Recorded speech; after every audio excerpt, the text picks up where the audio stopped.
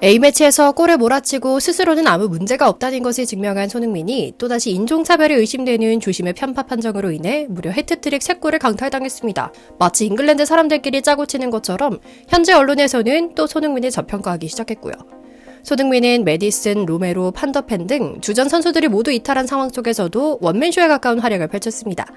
기회가 오면 특유의 골 결정력을 발휘해 탁탁 공간을 낚아채는 드리블은 물론이고 적재적소의 동료들에게 패스를 찔러 넣었죠. 이뿐인가요? 날린 슈팅을 골대 안으로 넣어 그물을 갈랐음에도 넣기만 하면 곧바로 휘슬을 울려 파울을 선언하거나 VAR 판독을 하자며 경기를 질질 끌었죠. 마치 주심들이 작심하고 손흥민을 어쩌면 비잉글랜드인인 동양인을 괴롭히려고 하는데 움직이는 게 아닌가 싶을 정도의 의심이 들 정도였는데요. 이게 좀 이상합니다. 이번 아스톤빌라전도 그렇고 직전 울버햄튼전도 또 그 전에 첼시전도 이상합니다. 경기 내내 토트넘을 잘 버텨주고 때때로 경기를 리드하며 득점 기회를 만들어냄에도 불구하고 취소되거나 반칙이 선언되거나 하는 식으로 질질 끌다가 경기 막판 추가 시간에 갑자기 몰아치는 상대팀에게 너무 많은 어드밴티지 특혜를 줘서 결국 역전패를 만드는 결과가 지속되고 있거든요. 오늘은 우리 손 선수의 빼앗긴 해트트릭에 관한 이야기와 주심, 선수, 언론이 합심해 또다시 손흥민을 깔보기 시작한 수상한 행태에 대한 이야기 이모저모를 전해드리려고 합니다. 잠시 저의 광화문 브리핑 구독 설정도 부탁드리고요. 경기 전까지만 해도 토트넘이 선발진 포메이션을 발표했을 때 우리 팬들은 기대감이 상당했습니다. 우선 원톱으로 손흥민 7번이 찍혀있는 모습은 상상하기 어려웠던 정말 가슴이 웅장해지는 모습이었거든요.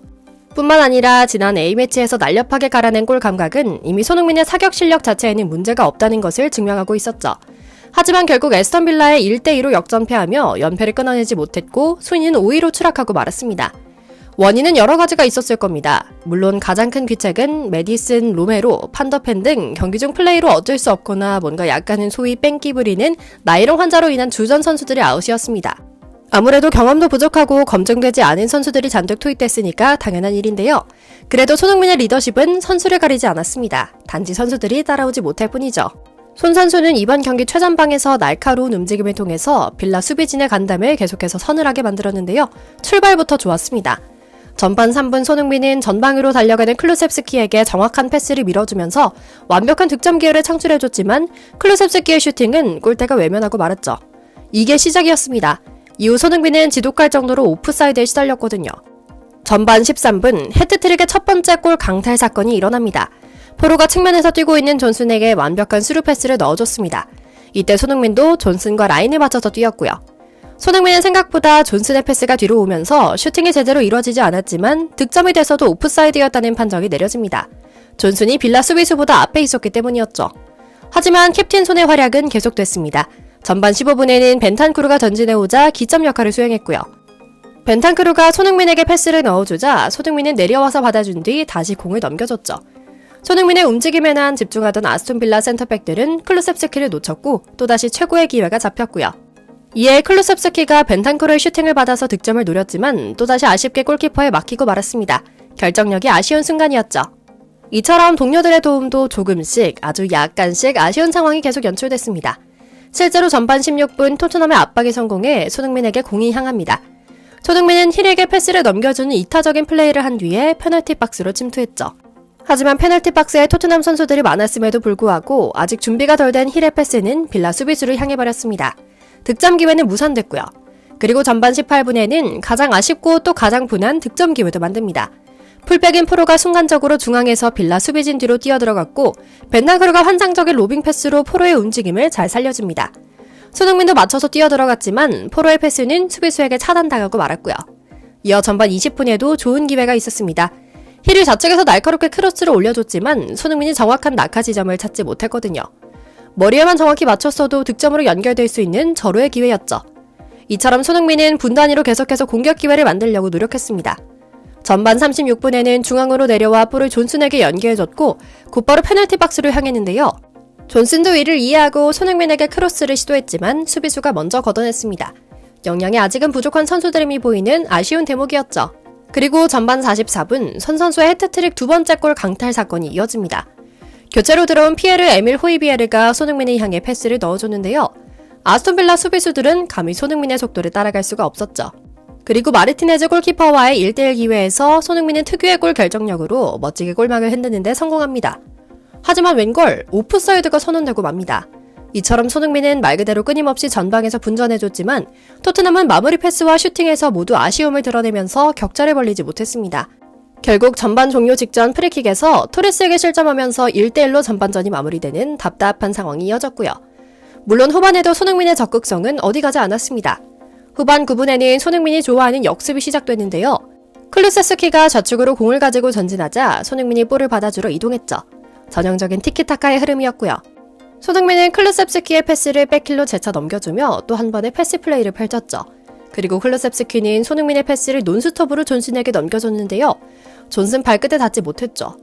이런 뭔가 고구마 100개 먹은 듯한 모습은 너무 많아서 셀 수도 없습니다. 말씀드리는 저도 벌써 지치는 상황인데요. 그래도 멘탈 끝내주기로도 유명한 손흥민은 지치지 않았습니다. 캡틴은 다르긴 달랐죠. 후반 10분 토트넘의 공격이 순식간에 손흥민에게 향합니다. 처음에는 수비수를 확실히 제치지 못해서 슈팅까지 시도하지 못했지만 다시 이어진 공격에서 로셀소가 손흥민에게 좋은 패스를 넣어줬고 손흥민이 돌아서 슈팅까지 시도했죠. 하지만 결과는 골키퍼의 선방이었습니다. 이쯤 되니 손흥민도 매우 아쉬운지 얼굴을 감싸주면서 하늘을 향해 소리를 지으며 포효했죠. 그리고 곧바로 이어 손 선수의 빼앗긴 세 번째 오프사이드가 또 손흥민을 올립니다. 후반 14분 클루셉스키부터 토트넘의 공격이 시작됩니다. 호이비에르가 패스를 받아서 존슨에게 찔러줬고요. 존슨은 득점 기회에서 손흥민에게 공을 넘겨줬습니다. 그리고 그때 손흥민이 미끄러지면서 득점을 터뜨렸지만 이번에도 존슨이 오프사이드인 상태라 골로 인정될 수는 없었습니다. 선수들 간의 합의 그리고 센스가 정말 중요하다는 것이 뭔지 정확하게 이해되는 경기였는데요. 하지만 아직 끝나지 않았습니다. 오프사이드 불우는 마지막까지 이어졌거든요. 후반 40분 클루셉스키가 중앙으로 치고 들어오며 공을 넘겨줬고 포로가 슈팅을 시도한 것이 골대를 맞고 다시 나왔는데요. 흘러나온 공을 손흥민이 밀어넣어 골대를 갈랐지만 또다시 오프사이드였습니다. 모두 같은 부심에 의한 똑같은 사유로 골이 취소되고 있다는 것도 조금 의심스럽고요. 손흥민의 경기 흐름과 순간의 판단을 읽어내지 못하는 클루셉스키나 존슨의 센스 부족이 너무나 아쉬운 경기였죠. 그리고 이런 손흥민의 분전에도 불구하고 토트넘은 선제골을 지키지 못하면서 또 역전패를 당했습니다. 첼시전부터 시작된 패배의 악몽이 울버햄튼전에도 이어졌고 에스턴빌라전에서도 계속되면서 토트넘은 3연패를 기록하고 말았죠. 그러자 잉글랜드 현지 언론들은 마치 기다렸다는 듯 손흥민을 조롱하기 바쁩니다. 풋볼 런던은 손흥민을 향해 초반에 클루셉스키를 향해서 좋은 찬스를 만들어줬다. 하지만 세 번의 골은 모두 오프사이드가 선언돼 취소됐다. 열심히 뛰어다닌 것 외에는 별로 한 게 없었다면서 박한 평가를 내렸죠. 하지만 명백히 억울하고 답답한 상황 속에서 손흥민은 극찬받아 마땅했습니다. 당장 객관적인 지표만 봐도 그렇습니다. 볼터치 32회, 패스 성공률 88%, 키패스 3회, 빅찬스 창출 2회, 기대 득점 0.13 등을 보면 말이죠. 물론 심각하게 냉정하게 본다면 손흥민도 몇 차례 득점 기회를 살리지 못한 것이 사실입니다. 하지만 동료들도 손흥민이 만들어준 기회를 득점으로 매듭을 짓지 못했죠.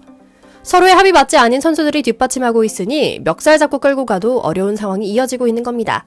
이제 손흥민은 다가올 맨시티 원정, 웨스트햄 더비, 뉴캐슬과의 홈경기를 기다리고 있습니다. 연패를 끊어내지 못하면 종이권 추락까지 각오해야 하는 상황인데요.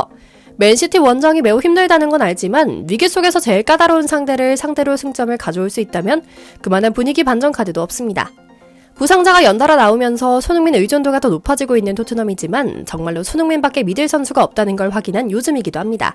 손 선수가 몸 건강, 마음 건강 잘 챙기며 행복 축구하길 기원하며 오늘 영상 마치겠습니다. 저희 광화문 브리핑 구독, 좋아요도 부탁드리고요. 시청해주셔서 감사합니다.